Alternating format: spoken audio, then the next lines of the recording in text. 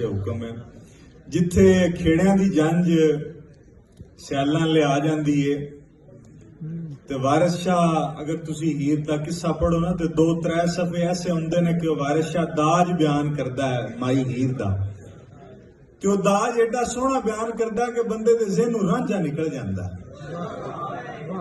उस तो बाद यकदम एक बंदे चो रांझे की हालत बयान करता है ते ओ 2-3 शेर ने कि जंज आमदी वेख के खेड़ियां दी हो ए रांझा बुझ के वांग कबाब होया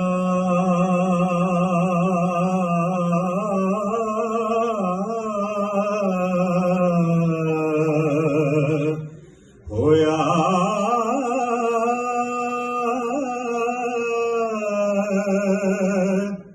खुशी हीर दे ब्याह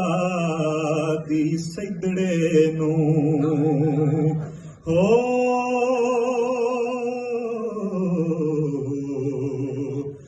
मस्त पीतियां बाज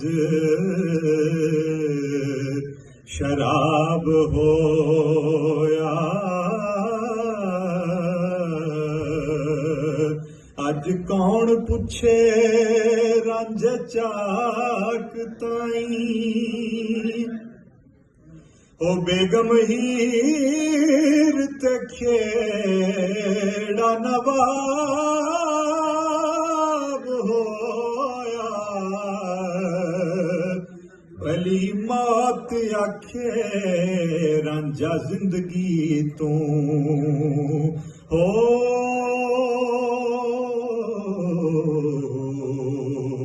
ए जीवन यार दे बाज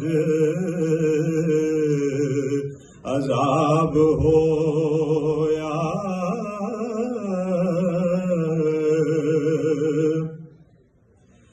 ते जदों कीता सवाल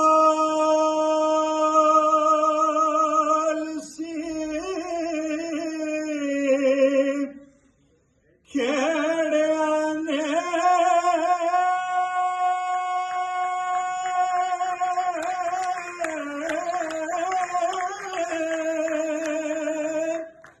रांझे समझिया सानू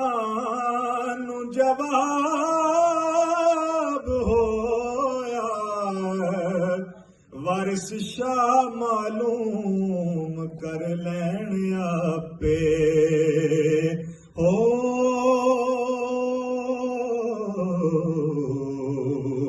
ए रोज हशर दे जदों हिसाब होया।